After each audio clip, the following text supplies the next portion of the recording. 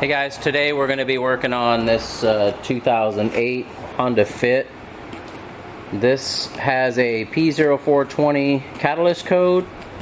So what we're going to do is get this thing up off the ground and pull the Bank 1 Sensor 2 oxygen sensor.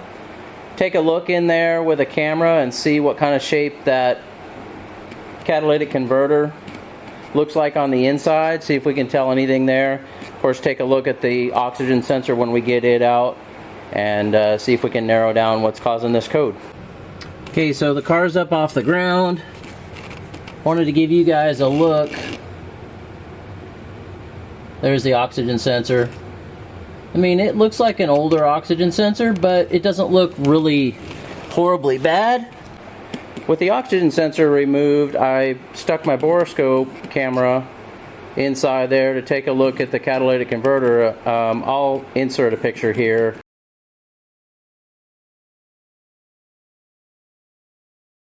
What we found is the catalytic converter is damaged and needs to be replaced. Okay guys, we're back under the Honda Fit here. So up there, kind of couldn't film it because didn't have room, but up there there's the two bolts that hold the cat pipe onto the exhaust manifold. They're 12 millimeter headed bolts, and then back here is the flange where it bolts onto the rest of the exhaust, and those are three 15 millimeter nuts. And then of course, post catalytic converter, oxygen sensor, we're actually going to replace that. That's why it's just hanging there by the wires. That's a 7/8 wrench. So let me go get the new one unboxed and we'll get that thing installed. So we've got the new catalytic converter installed. With this one that I ordered from Rock Auto, you reuse the factory heat shield. So I did that. And it's all bolted up in place and torqued. So now this is one of the clips for the oxygen sensor harness, and then up in here, that's where the harness goes through to end up in that console. One more little tip for you guys: these oxygen sensors, they always come with these plastic covers on them. I would leave that on until the last moment that I was ready to thread that in there for two reasons. The main reason is that it's protecting that sensor from any damage and dust and dirt and all that, but there's also, they've got some anti-seize on those threads, and that stuff has a way of getting everywhere. So I don't have enough hands here. I'm going to go ahead and spin that sensor in place, and then do like I said, push that grommet up in there. Hopefully it'll stay enough that I can get up inside and get it connected. So I'll bring you guys back once we get to that point. Okay guys, I want to share this with you. So to get to the oxygen sensor connector, you've got to pull the center console out. Now there's, right there, there's a little, I call them plastic push rivets. They're little plastic trim push button deals that go in there and hold it. So there's one there, one over on the other side, and then in the back, this is not my car guys, this is a customer's car. In the back there's a screw on each side, a Phillips screw, so little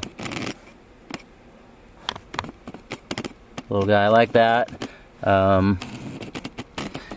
You take those screws out, you take these little push rivets out, and then if it's an automatic, I started out with it in neutral, ended up with it all the way back as far as I could go.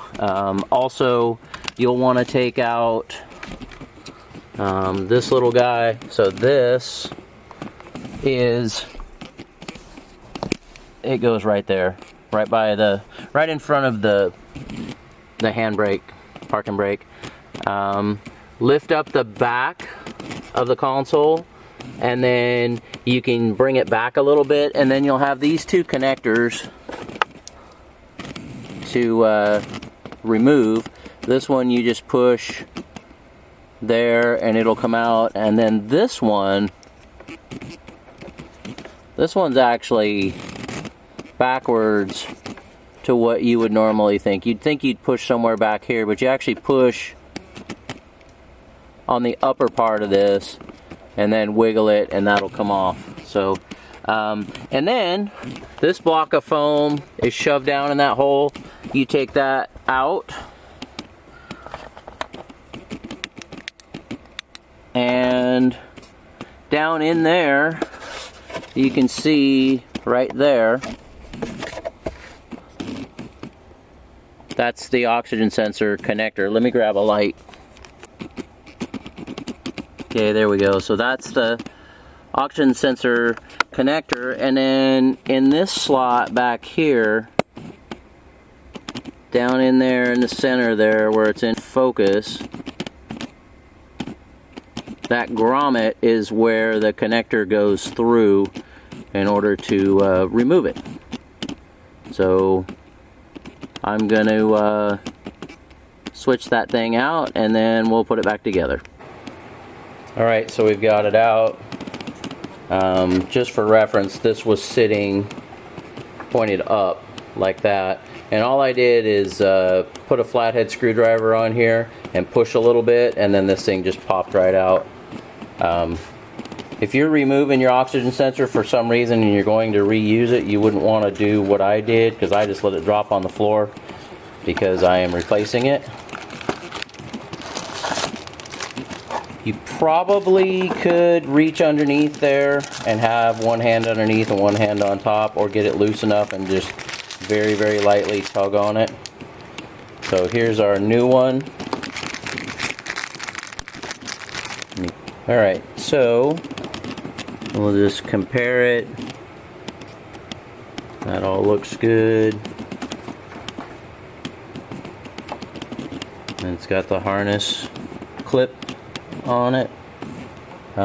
This one's a little bit longer, but I'd rather have it a little bit longer than too short. And then we'll look at our connectors,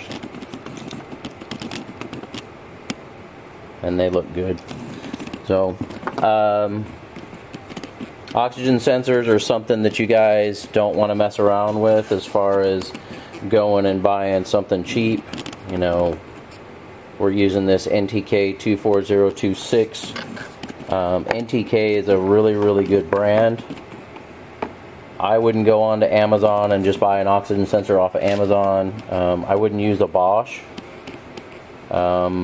It's probably one of the few things that if I didn't know about Rock Auto and know that NTK was a pretty decent brand, I would actually go to the dealership. First time I ever replaced them on my truck, I actually did do that. I went to the dealership. They were like $10 more than the parts store to get the OEM, and way better. So I've had tuning problems and I've had running problems with inexpensive oxygen sensors, so to me it's just worth it. So alright, so what I'm going to do is I'll lay underneath there, and I'll see if I can get this grommet to kind of pop up there into place and hold. You'll want to do that after you spin that into the catalytic converter, of course. That way you don't have any twists in your wire. So let me get set up under the car and we'll go ahead and install this.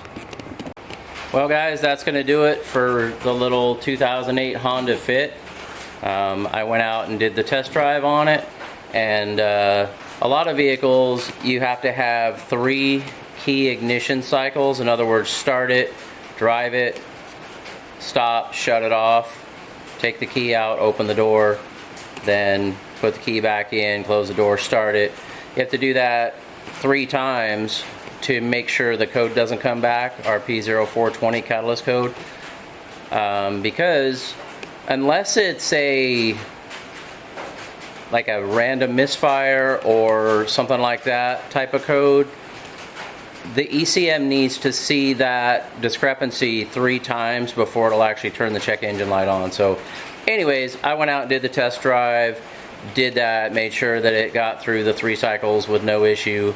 Car's running way better than it was before. Obviously it doesn't have a clogged catalytic converter, and so that's going to wrap it up for this one, guys. As always, please like and subscribe to help support and grow our channel. Come along with us, check out our projects and all the stuff that we're going to be doing, and we definitely appreciate your support, and we'll see you in the next one.